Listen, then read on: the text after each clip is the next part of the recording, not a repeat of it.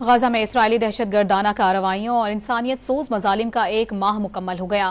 صہیونی فوج نے گزشتہ ایک ماہ کے دوران بری، بحری اور فضائی حملے کر کے غزہ کا نقشہ ہی بدل دیا۔ شہر کا مکمل انفراسٹرکچر بربادی کی تصویر بن گیا۔ گھر، بستیاں سب ملیاں میٹ ہو گئی۔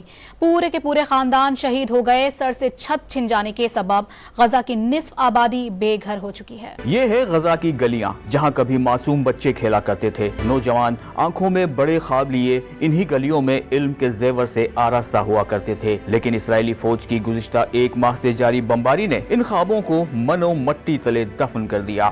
اپنی ننھی پریوں سے کھیلتی سینکڑوں ماؤں کی گودیں اجاڑ دیں۔ خان یونس کی گلیاں ہوں یا پناہ گزینوں کا ٹھکانہ، خون کی پیاسی اسرائیلی فوج نے چن چن کر بے گناہ شہریوں کو نشانہ بنایا۔ یہاں کی سڑکیں اب قبرستانوں میں تبدیل ہو چکی ہیں۔ کہیں لوگ سڑکوں پر خون سے لت پت پڑے ہوئے ہیں تو کہیں انسانی اعضاء بکھرے پڑے ہیں۔ صہیونی فوج نے ایک ماہ کے دوران غزہ کا نقشہ ہی بدل دیا۔ شہر کا انفراسٹرکچر بربادی کی تصویر بن گیا۔ 32,000 گھر مکمل تباہ ہو گئے۔ سر سے چھت چھن جانے کے سبب غزہ کی نصف آبادی بے گھر ہو چکی ہے، جو اقوام متحدہ کے پناہ گزین کیمپوں یا شیلٹر ہومز میں بے سر و سامانی کے عالم میں زندگی گزار رہے ہیں۔ صرف یہی نہیں، مسلسل ایک ماہ سے بارود برسانے کے ساتھ ساتھ غزہ کے لیے بجلی، پانی، خوراک اور ایندھن کی فراہمی بند کر کے اسرائیل نے ایک خوفناک صورتحال پیدا کر دی ہے۔ اسرائیل نے غزہ کے بیشتر حصوں کو تو صفائے ہستی سے مٹا دیا، مگر یہاں کے بچوں کے چٹان جیسے بلند جذبوں اور حوصلوں کو نہ مٹا سکی۔